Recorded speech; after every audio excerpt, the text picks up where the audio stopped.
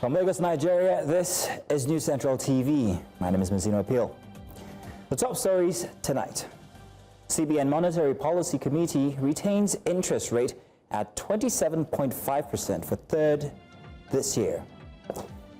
There was a rowdy moment at the Senate complex as security operatives deny suspended Senator Natasha Akpoti-Uduaghan access to the premises.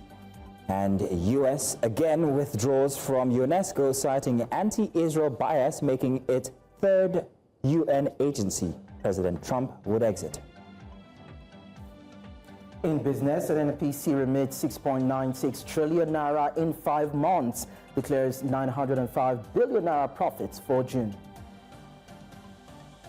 And in sports, Nigeria's Super Falcons dethrone rivals South Africa in WAFCON semis. They are set to play in a record-extending 10th final on Saturday. Details in a moment. Tonight begins now.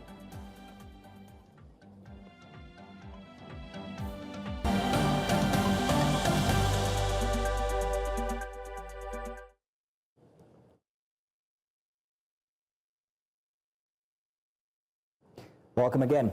And we begin tonight with the decision of the Monetary Policy Committee of the Central Bank of Nigeria, which kept its key interest rate unchanged at 27.5%. Now, the decision announced by CBN Governor Olayemi Cardoso after a 2-day Monetary Policy Committee NPC meeting in Abuja marks the third consecutive time the bank has retained the rate. News Central's business correspondent Perpetua Fasoni-Peter has more. Committee decided to maintain the current monetary policy stance and hold all policy parameters constant. This aligned closely with the expectations of many economists, financial market analysts, and investment bankers in several polls. However, those who hoped for a cut seem to have compelling arguments. It's always been a balancing act, and we're sacrificing growth, on the altar of keeping inflation in check. Rates coming down is imperative for borrowers. We have to remember the overarching context of Nigerian lives, and we need to push growth so that people can come out of this. The cost of living crisis is right there. It's staring us in the face, and it's not gone away. Given the tight policy stance of major central banks, many advocates for holding rates warn that any deviation could trigger capital flight from Nigeria. Still, they stress the urgent need to tackle structural inefficiencies in the economy. There's a need for the fiscal side to match up this energy. There's a need to make sure there's proper and adequate infrastructure, roads, security in food-producing areas, which is a major driver of food inflation. Now, we need to actually improve production if we want to increase our FX generating capacity. As we speak currently, oil still remains one of the highest contributors to our FX generating revenue. As we speak, the contribution is close to about 80%, if not more than that, currently. So we need to actually further deepen what is happening in that sector. And as much as we're looking at that, we are not supposed to take our eyes away from what is happening in the mining sector. And I think that should be more like the new babies on the block, because the government is not actually enjoying or actually sweating. The Monetary Policy Committee did not only maintain all parameters in its 301st meeting, but it also promised to maintain same until risks to inflation recede sufficiently. This leaves one with the question, when will that be? In Lagos, for News Central, I am Perpetua Fasoni-Peter. Now to discuss the implication of the MPC decision on Nigeria's economy, I'm joined now by an investment and financial expert, Dr. Nemeka Obiari. With him is a research and insights associate at Norenberger, Samuel Oyekami. It's a pleasure to have you both here, gentlemen. Thank you very much for joining us tonight. Now, I'll start with you, Mr. Obiari. So did the CBN's decision to hold MPR and all other parameters align with your expectations? I wasn't surprised to see that the left the MPR at 27.5%. You know, I was a bit taken aback when I saw the MBS numbers, which tried to show that inflation was receding, which is not the reality on ground based on the numbers that we see in the marketplace. And I also do not blame Yemi Cardoso for retaining that level. You know, I've always said this. We keep on tackling inflation using monetary policy instruments that accounts for 5% of the problems that we have in Nigeria. 95% of the problems we have in Nigeria has to do with inefficiencies, how to do with incompetencies, how to do with unproductivity, how to do with insecurity attributable to mainly the fiscal managers of the economy, from the Federal Minister of Finance, Federal Government of Nigeria to the state government to the local governments. And until we do the right thing, when we talk about inflation, we need to understand one particular thing.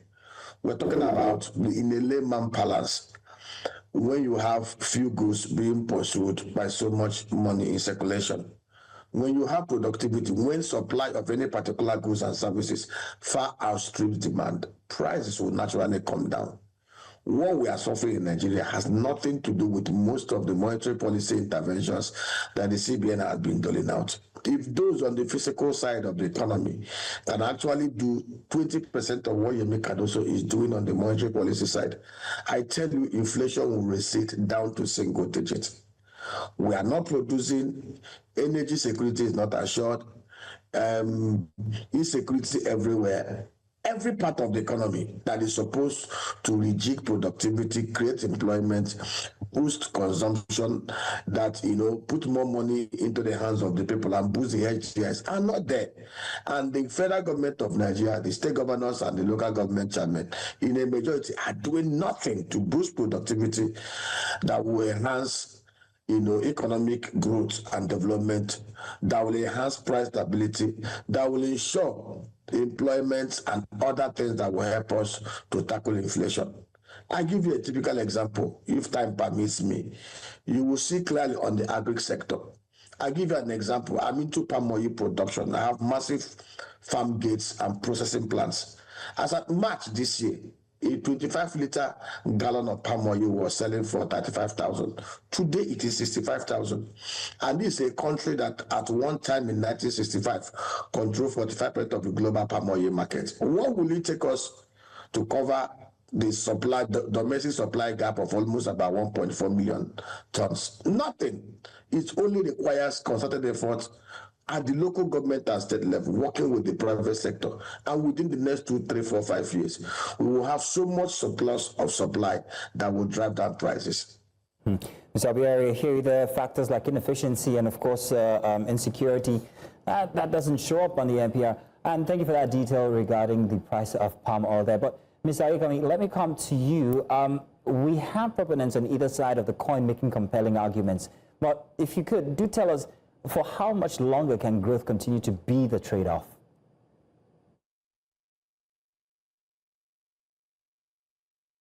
Of course, no one can say how specific, how long we're going to wait for when the CBN is probably going to change their stance in terms of interest rate movement in order to stimulate economic growth.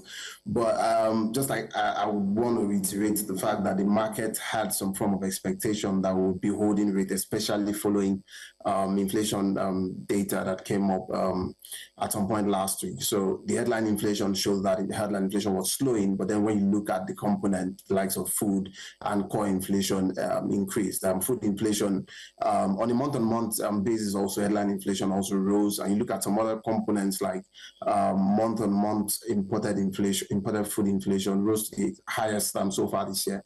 And what that suggests is that there's still some short-term inflationary risk, right? And then looking at it plainly from the monetary side of things, the only option that you would think that the CBN has is to, again, hold interest rates. I totally expected that interest rates would be held at current levels. Of course, it also has significant impact in terms of economic growth. But when you look at numbers also from the GDP side of things, and these I'm speaking plainly from the numbers point of view and not sentimentally, right? You look at the new GDP data that was released yesterday, the economy is still growing at an average rate of 3.2% to 3.3%, which would suggest to the CBN that the economy is still very much growing. PMI numbers have also been quite moderately good so far this year. And that suggests that despite the fact that the interest rate has been high, money supply is over 110 trillion as of May, the economy seems to be robust enough to handle some more of these shocks. So I would expect that up until when we start seeing some level of what I call it now, a trend in terms of inflation downtrend, the economy, up until that point, we'll probably see the CBN holding interest rate at the current levels. So still on you, Mr. Awekemi, while the trade tensions and global risks persist, we also know there are re-inflationary risks from the domestic scene. So which of these do you think is more challenging? Two sides of the coin. I would think at this point we have a lot of structural issues here, just like the doctor also mentioned around the Nigerian economy. Global risk, when you look at the components of inflation in recent times, you see that we've not had so much impact from, for example, FX. FX has been relatively stable so far this year.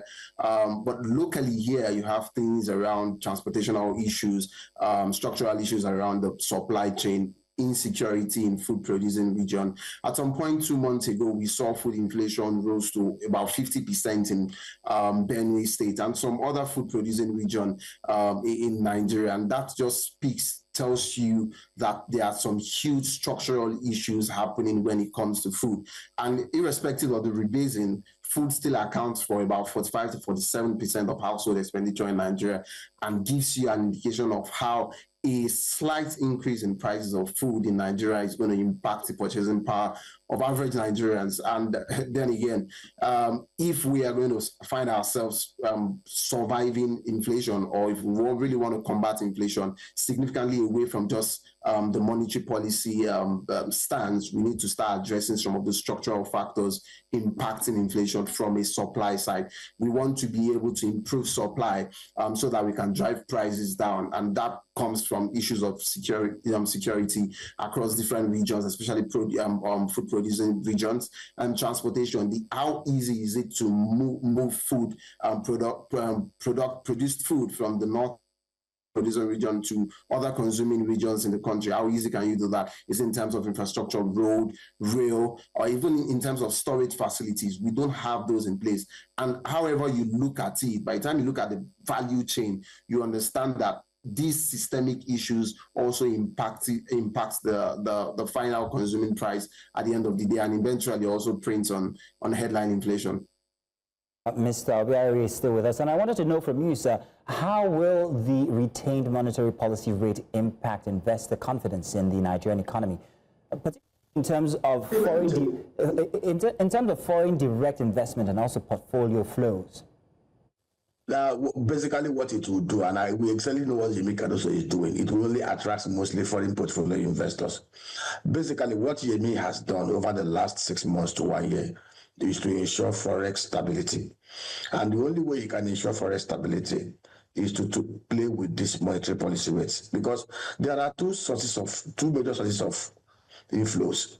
Either we are exporting and generating dollar, or we are raising MPR to such a rate that foreign portfolio investors can come into, in fact, I call it FX Ponzi scheme. Let me explain to you what I mean by FX Ponzi scheme, roll in, roll out.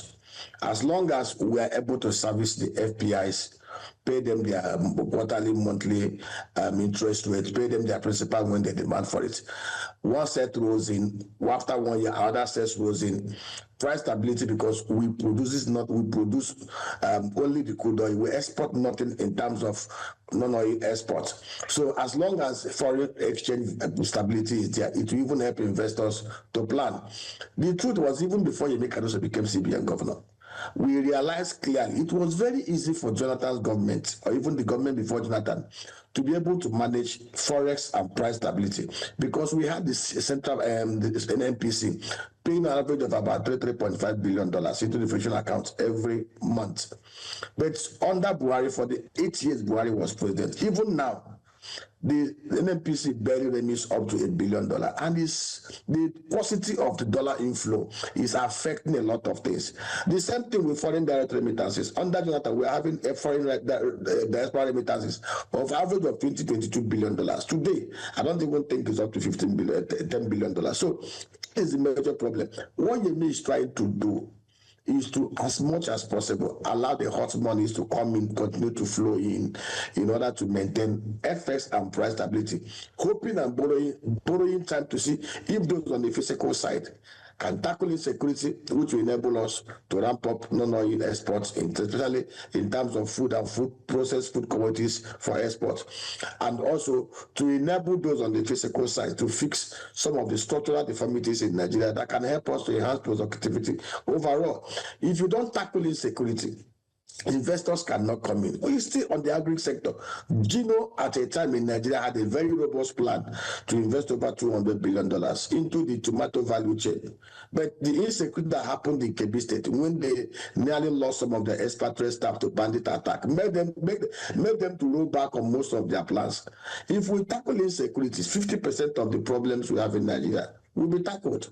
But up to now, despite the fact that outside the budgetary allocations and the alleged 100 billion naira that they deduct from the inflation account every month for the security, yet we are seeing nothing. We've suggested to them many ways we can actually rejig and restore the security architecture of Nigeria in order to hand over security back to the communities, just as we had it in the early 60s, to enable us to slay this insecurity once and for all. But for whatever reason, based on to the federal government and state governors, they seem to continue garbaging in the old things they've been doing that have not been working, that have made us to waste over $27 billion on security expenses under Buhari and have still achieved nothing. Mr. Obiari, I'm going to come back to you on this issue of tackling food disruption, or food supply disruption. But Mr. Ayek, first off, the CBN governor said the committee will continue to maintain its stance until risk to inflation recedes sufficiently. How soon do you see this happening, and what more needs to be done to hasten it up? Just like the doctor also said that we need some form of synergism, right, between the monetary and fiscal side. And I think also from the fiscal side, there's really the importance of private and public partnership, right? While the government is doing its own bit to incentivize business activities in the country, we also need private sector to also come in and play, right? Before you can fight inflation, and we need to look at it from the food side, because there seems to be a whole lot of problem around food inflation. There is need for government to create an enabling environment for private capital to come into the sector to drive and improve supply. That way we can drive down prices. If we don't see that happening, the chances are we'll continue to deal with high food inflation, which at the end of the day also impacts the headline at the end of the day. So if we can achieve that, well, we could say in the short to medium term, we could achieve relative stability in terms of prices. And as a result, the CBN would also follow through in their orthodox approach. But what we are saying right now is that we are relying on the impact of the rebasing of the CPI and then favorable base effect. So don't forget, last year we were seeing significant high inflation numbers. So the fact that we are in a new year, and based on the fact that we have very high bases, the chances that inflation would slow might be slowly. And that is not sustainable. We really need to start seeing inflation taper across the curve, rather than look at food is high today, look at core items, it's low tomorrow. There seems to be not a stable outlook or trend in terms of inflationary pressure. So when we can achieve that, and that comes from that's a function of managing FX stability, which we seem to have seen some improvement in recent times.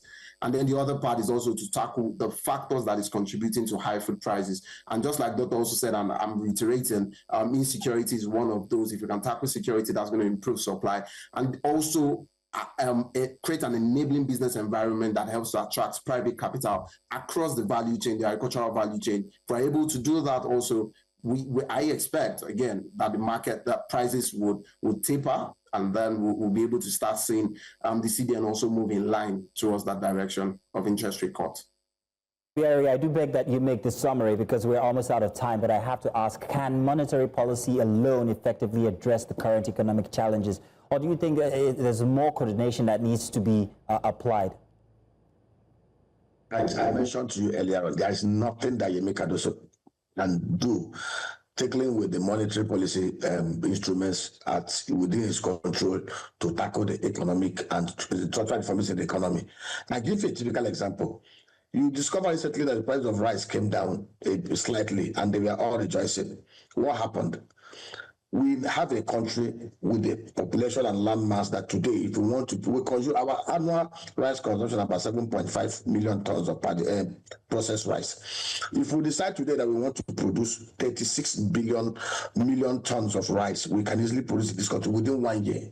We have the programs lined up and how it can be done. Rather than the federal government of Nigeria and the state governors working at a program that will help us to ramp up massive rice production, in order to even allow us to export nothing less than $10 billion worth of rice. What did they do? They opened up the floodgates, issued licenses, import permit to some of their cronies, flooded the market with cheap rice from India that landed here at a cost of 45,000 naira per 50 kg bag. And everybody's clapping. They forgot that they've practically destroyed 3 things. They've destroyed local economy, destroyed local farmers, destroyed local processing plants, and then destroyed our foreign exchange net reserves. But we know it's not Yemi Cardoso's fault. These are people who are very short-termic in nature. They just want to do kumbaya. What they would have done was very simple. Aggregate over 2 million hectares of land, which we can easily get out of 64 million hectares of land. Put them in clusters under a private-public partnership arrangement. Get the farmers, set up a processing a commodity board that can buy up everything. Apologies, Dr. Barry. We only had a short period of time for this conversation, and we have run out, so my apologies, but we do have to close the curtain on this conversation. But thank you very much, Dr. Barry and Mr. Oyekami, for joining us on this conversation. Thank you. Coming up tonight, House of Reps asks U.S. to rescind decision on visa restrictions on Nigerians. Details of the story and more after the break.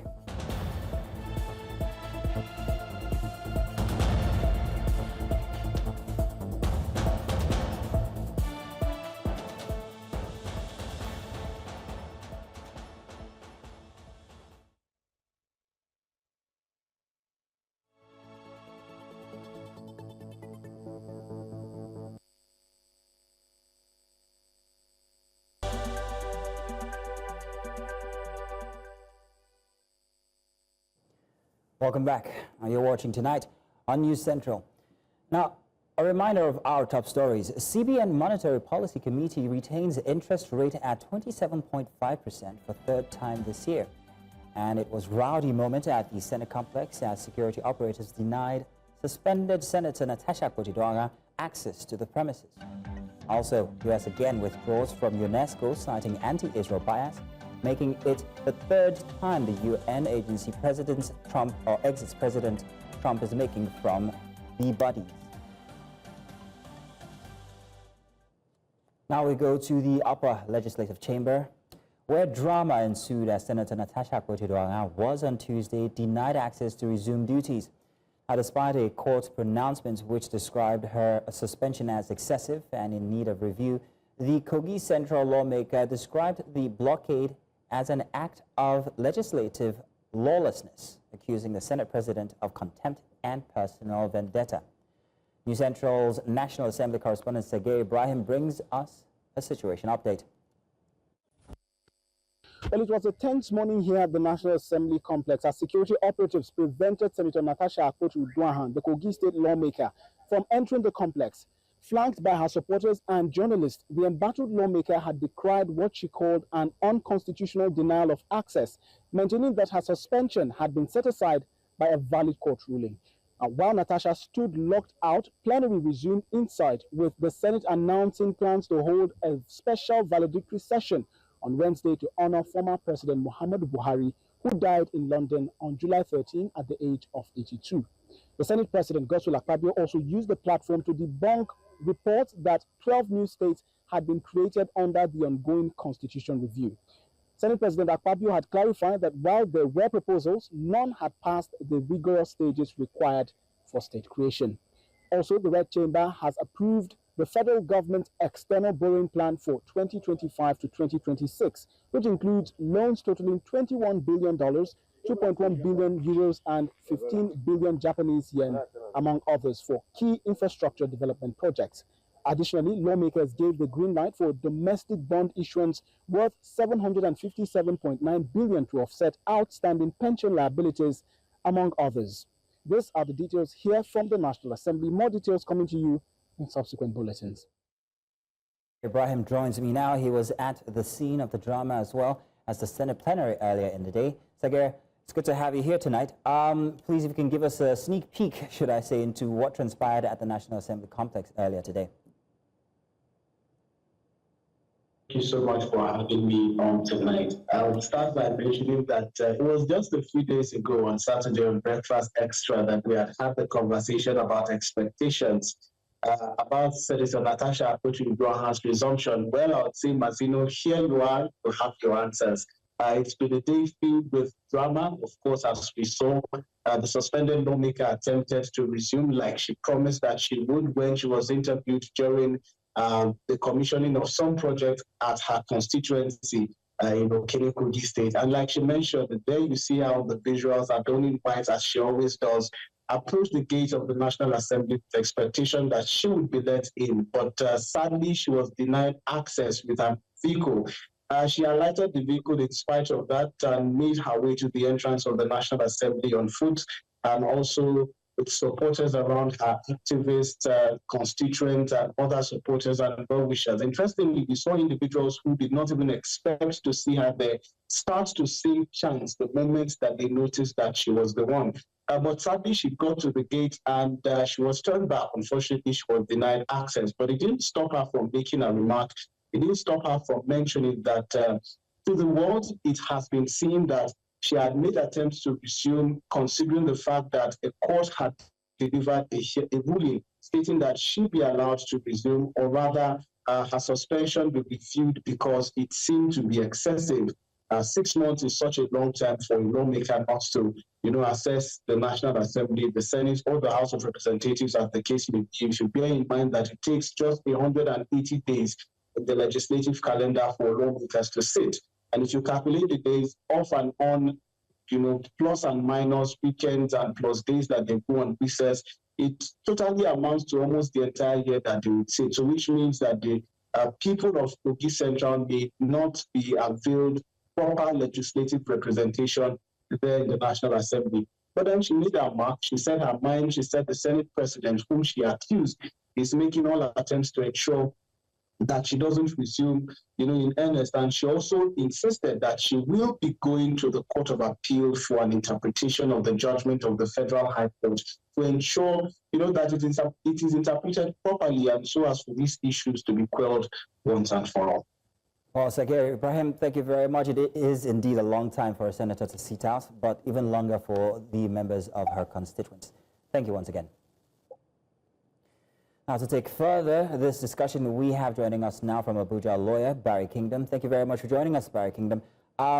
So only the Senate and the senator in question appear to have sharply defined opinions on the contested court ruling. But for many Nigerians, there is an ongoing debate as to what the judgment really said. So please, if you can help us answer, did the court say Senator Natasha Akpoti-Uduaghan can be reinstated? Okay, thank you so much. Good evening, Nigerians. I don't know what happened today at the National Assembly. It's another show of shame. It's another exhibition of lawlessness, The Senate under Akpabio leadership, has always been thrown in the bad light. It is Akpabio, that told Nigerians so embarrassingly, we have sent prayers to your mail. People should keep protesting while we are enjoying. Akpabio has shown gross incompetence, to be the Senate President of the 10th Senate of the Federal Republic of Nigeria. What happened at the Federal High Court has rested the issue that were before, the issues that were before Honorable Justice Binta Nyako. The matter is now res judicata. Declaratory judgments are valid judgments of any court of competent jurisdiction. Let me cite you one case law, Dalori versus Sediku. It's 1998 case, 12 Nigerian Weekly Law Report, part 576, where the Court of Appeal, relying on several judgments of the Supreme Court, held that declaratory judgments proclaim the existence of legal relationship between the parties. That even though a declaratory judgment did not make any order that can be enforced against the defendant, an order made in a declaratory judgment is valid.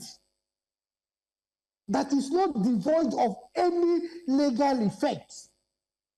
That the controversy between the parties in a declaratory judgment is thereby determined and becomes res judicata. When we say a matter has been determined and becomes res judicata, means that whatever the judge has declared in a declaratory judgment, even if the judge did not make any consequential specific order as to say Natasha is hereby, the Senate is hereby ordered to recall her immediately. Even though the court didn't make any such consequential order, the court has declared that her suspension is excessive, unjust, unconstitutional. When something is unjust, is illegal, ab initio, is unconstitutional. So the court has made a declaratory judgment without making a consequential order. The only effect for all the parties is to respect the law in the context of what the court has declared that it is unjust and excessive. So if the court has declared that it's unjust and it's excessive, it means that it is illegal, unconstitutional. Now, Mr. Kingdom, just a second, Mr. Yes. Kingdom. So I understand what you're saying regarding this, and it seems like whatever the court orders are is being referred to or regarded as obiter dictum. However, the senator's attempted resort to self-help didn't bring her closer to resuming her legislative duties. Now, is this always the case, that a legitimate ruling of the court is not being seen or is not bringing us closer to a resolution or a major national standoff, a major national standoff? Are we disregarding the courts at this point? I'm saying that a declaratory judgment has rested the matter. The matter is res judicata. If a court of competent jurisdiction has declared an act unjust and unlawful and excessive, the implication is that it's unlawful. So if Akpabio is a law-abiding citizen of Nigeria, a law-abiding Senate president, he should allow Senator Natasha to resume sittings at the Senate pending when a court of competent jurisdiction, that is the Court of Appeal, will give a better interpretation and possibly overrule what has been declared. In fact, there's no court of competent jurisdiction that can grant stay in a declaratory judgment, because in the case of H.O. versus Abubakar, part 1261, the Court of Appeal, also citing several judgments of the Supreme Court, held that to grant a stay of execution in a declaratory judgment is to pass that judgment without going on appeal. So the declaratory judgment states what the law is. It states the issue, proclaim the issue before the parties.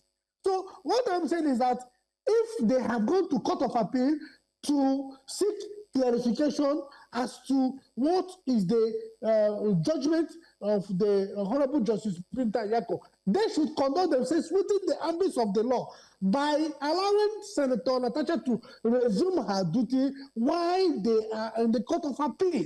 They cannot sit and become lawless by barricading the door against her, not allowing her to enter into the Senate and to resume her duty, because a court of competent jurisdiction has declared whatever they have done to be unjust. If it is unjust, it's illegal, it's unconstitutional. So the fact remains that in the eyes of the law, whatever happened in the Senate, where Akpabio himself, who is a respondent in Natasha's petition, presided over the plenary, where he put a voice vote, and the senators of the Federal Republic of Nigeria voted against Senator Natasha and suspended her for 6 months, is illegal. All right. Senators Mr. of the Federal Republic of Nigeria sat like vegetable. We have to draw the curtain on this conversation, but we do get all you're saying regarding that. Thank you for your submission, sir. Thank you. Now we're going to stay with the National Assembly. The House of Representatives has condemned the recent decision by the United States government to shorten the validity of non-immigrant visas issued to Nigerian citizens.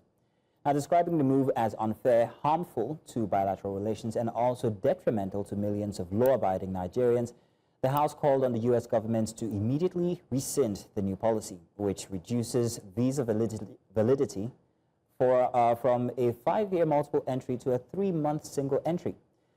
The lawmakers expressed concerns that the July 8, 2025 policy change by the U.S. Department of State will have far-reaching consequences on businesses, business operations, academic pursuits, and family connections, particularly among members of Nigeria's vibrant diaspora community. Also, the House of Representatives has approved the sum of 1.485 trillion naira from the Rivers State Government Statutory Revenue Fund account as the state's budget for the 2025 fiscal year. Over 256 billion naira from the total amount is allocated for personnel cost, 162 billion naira for overheads, and over 1 trillion for capital expenditure. News Central's correspondent Idong Joseph here reports more. Weeks after engaging with representatives from Rivers State to scrutinize the 2025 budget proposal under the interim government, the report of the House Committee on Rivers State Emergency Rule was laid before plenary for consideration and passage. Upon receiving the report, the House resolved into the Committee of Supply to examine necessary adjustments and recommendations made by its committee during deliberations. Remove money meant for security surveillance, renewable power, and purchase of gunboats, almost 30.5 billion, so 35 billion. Another 35 billion was removed from an 85 billion security vote, and these were reallocated in the interest of the people. The debate, however, triggered concerns among lawmakers, some of whom argued that there should be a defined time frame for the lifespan of the budget. The sense of the budget is to allow the administration, this interim administration, to run, and thereafter a democratic structure will be put in place. So if the administration has a terminal date, it is only proper that we allow this budget to terminate with the administration. We are acting as, or we are functioning as Rivers Assembly. So if we are functioning as Rivers Assembly, we have to act as Rivers Assembly, and that means making a budget for the year. Following intense deliberation, the House agreed on an annual duration of the proposed budget and then reverted to plenary to adopt the committee's recommendations before the budget was passed. The bill for an act authorized the issue from the Rivers State Government Statutory Revenue Fund of the Rivers State account the total sum of 1,485,662,592,444 naira, read, third time, and pass. With a final approval of 1.485 trillion naira budget by the House of Representatives and the Senate, attention now shifts to the presidency, where it is hoped that the proposal will receive speedy assent. This hopefully will pave the way for implementation and infrastructural developments in the states. In Abuja for News Central, I am Idong Joseph. African leaders converged on the nation's capital in Abuja to deliberate on the growth of democracy on the continent. The event tagged the International Conference on Africa's Democracy, also called ICAD 2025, has the theme Building a Governance System That Works in Africa for Africans. Leaders at the conference called for a shift from elite politics to people-powered leadership.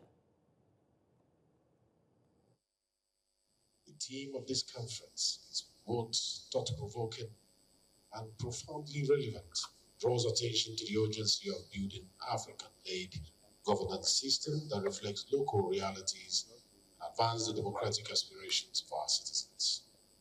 I belong to those who think that the moment of our founding fathers feared has arrived, and that this is the time the continent must act in unison. We either hang together, or each one of us will be hanged separately. When African countries regained their independence, each one of them adopted a system of governance that was inherited from the colonizer. And I tell you, none of them will succeed on the basis of those systems. The word of Africa needs to be used for Africans, but Africans are being used against Africans. What is the quality of those Africans who are being used against Africans? Because no coup happens without an African.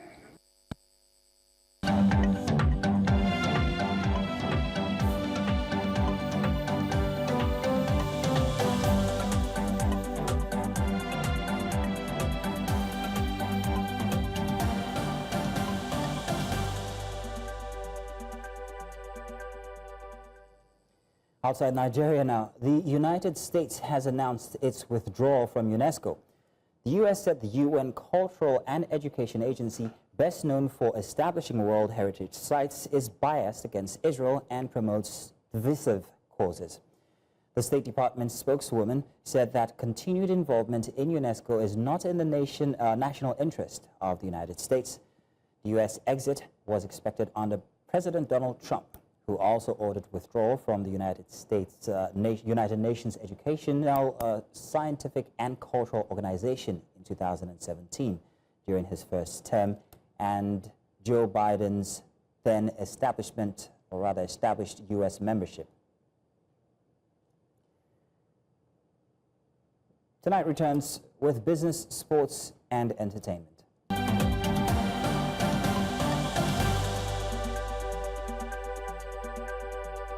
I'm joined now by Leka for the business update.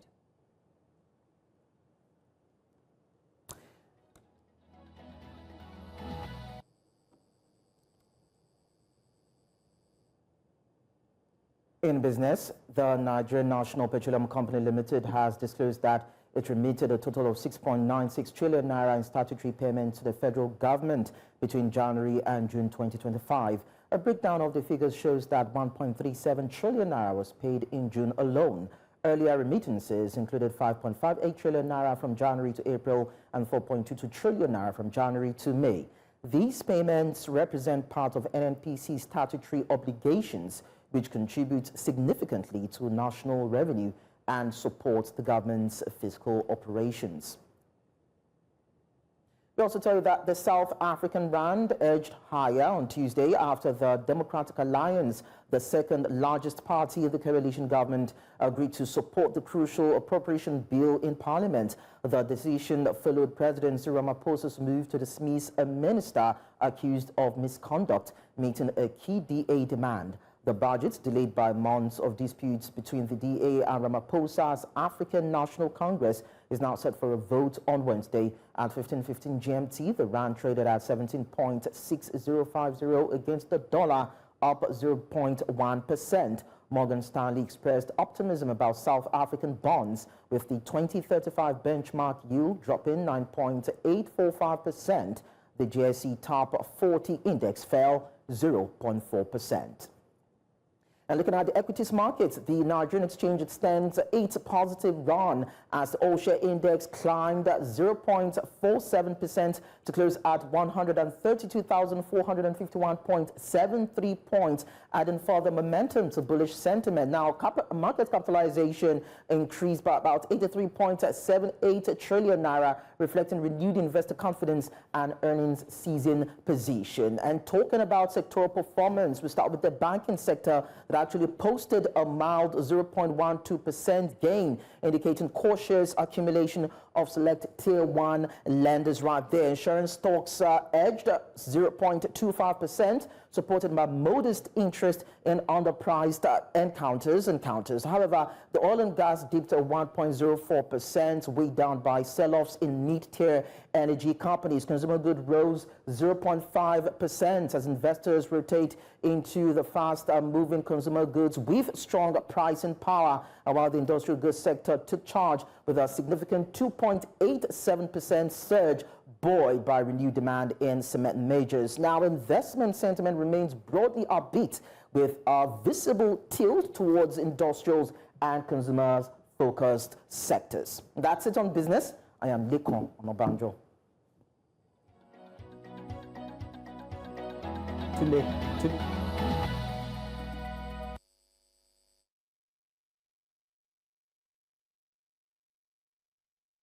And we're very excited today, especially as Nigerians. And of course, that's because of the Super Falcons. Tunde Koiki joins me now for the big stories inside of sports.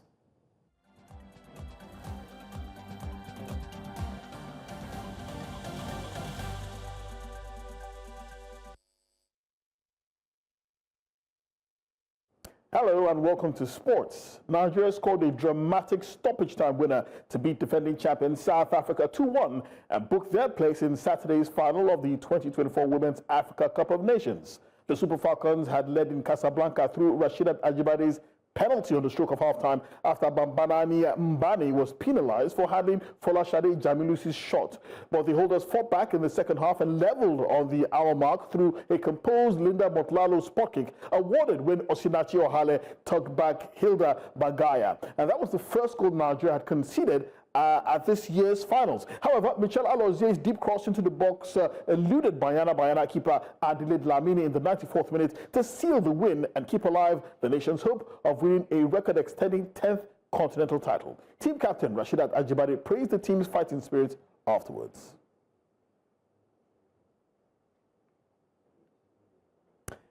Meanwhile, Nigeria will face host Morocco in the final of the tournament.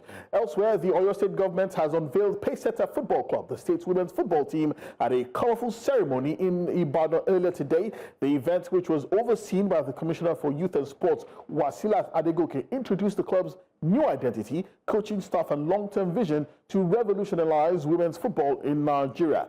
Adegoke credited Governor Seyi Makinde for his unwavering support in empowering female athletes. The technical team is headed by coach Akiwumi Obajimi, and open trials for new players will begin soon, with training set to hold at the Adamasingba and Olubadan stadiums. Elsewhere, Nigeria's team to the upcoming African Nations Championships, or CHAN, today defeated Nigeria Premier Football League side Ikorodu City by 3-1 in a friendly match played today at the Remo Star Stadium in Ikenne. The Eagles' goals were scored by Junior Unduka in the 9th minute, Anthony Ijoma in the 66th minute, and Sikiru Alimi in the 78th minute. Ijoma, Alimi, and Michael Tochuku were particularly outstanding in the encounter, and the result means that Eric Shell's side has won all 3 of their friendly matches in their preparation for the CHAN, which will be co-hosted by Kenya, Tanzania, and Uganda from the 2nd to the 30th of August. Here in Lagos, the WTT Contender Tournament began at the Molade Okoya Thomas Hall in Surulere, Lagos today, with Nigerian players making a strong start. No fewer than 20 Nigerians advanced to the next round in both the men and women's singles events. In some men's singles results, Nigeria's Mustafa overcame a tough challenge from Togo's Kosi Akakpo in a 5-set thriller, winning 3-2. Amidou Lawal edged Ghana's Emmanuel Komi 3-2 as well, while Abdul Basit Abdul Fattah also defeated Ethiopia's Johannes Yegetsu 3-0. In the women's draw, Nigeria's Sadiat Alimat Akim secured a dominant 3-0 win over Egypt's Ala Yehia.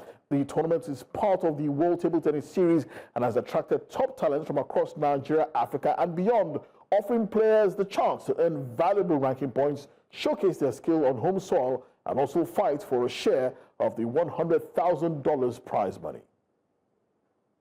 And that's all we have on sports. It's back to you, Mazino.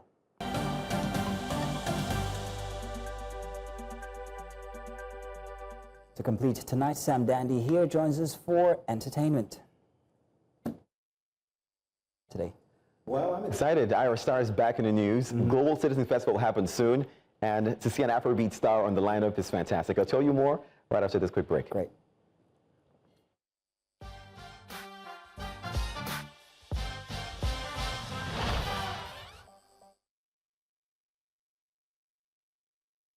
In entertainment, Afro-pop powerhouses Ira Star and Tyler have been officially announced as part of the star-studded lineup for the 2025 Global Citizen Festival. Now, the highly anticipated concert is set to take over Central Park's Great Lawn in New York on September 27th. The festival themed Amplify the Movement will also feature performances from The Weeknd, Shakira, and Mariah the Scientist, with Hugh Jackman returning as a host. Now known for blending music with global advocacy, this year's festival aims to spotlight urgent issues like poverty, climate justice, and gender equity. Now, this is a major global stage moment for 22-year-old Savvy girl Ira Star. The Nigerian singer has had a meteoric rise since her hit single Rush took over charts worldwide. And for South African sensation Tyler, fresh off her Grammy win and viral smash Water, this is yet another milestone for the young star. Now, with successful world tours under their belt, Tyler and Ira's inclusion signals not just their own star power, but the rising influence of African artists in shaping the global soundscape. Nigerians are showing up around the world internationally on different platforms, and Africans are making us proud. So this one is major for sure. I mean, recently we talked about her signing to Rock Nation, Jay-Z's Rock Nation, and I'm like, you know what? We're excited about all these accolades. Finally, Mariah Carey is back, and fans are here for it. The pop icon has officially announced her 16th studio album. Now, the highly anticipated project is set to drop in September the 26th this year, and fans, or should I call them the lambs, are already celebrating. Now, this marks her first full-length project in 7 years, and her debut release under Gamma, the label, headed, of course, by former Apple executive Larry Jackson. It's a major move for the legend, and she's done this for over 3 decades. So the 11-track album, of course, is executive produced by Ellie Reed, who, if you remember, was on The Emancipation of Mimi. Fans are expecting a rich blend, of ballads, pop songs, but what makes this one interesting is, I mean, we got a few singles already out. Type Dangerous is, of course, getting waves. She just dropped Sugar Sweet. That one's around the corner. But you know what? We're all excited about this. It's not a Christmas album, so I'm hoping that we can all dance to this one. It's going to talk about motherhood, love, and all those stuff, but she's got an incredible voice, so I don't know. People have been listening before I was born. Well, those are the biggest stories in entertainment. I am Sam Dandy.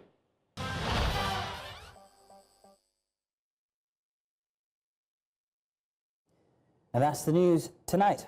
But before we go, here's a reminder of our top stories. CBN Monetary Policy Committee retains interest rate at 27.5% for third time this year. And it was a rowdy moment at the Senate complex as security operatives denied suspended Senator Natasha Akpoti-Uduaghan access to the premises. Also, U.S. again withdraws from UNESCO, citing anti-Israel bias, making it third UN agency President Trump would exit. Now, do remember to send your eyewitness report to the WhatsApp number on your screens now. And follow us on social media. We are at News Central TV. You can watch News Central live on DSTV channel 422, Go TV channel 23, Star Times 274, Able TV, and of course on YouTube. Many thanks for watching. My name is Mazino Appeal.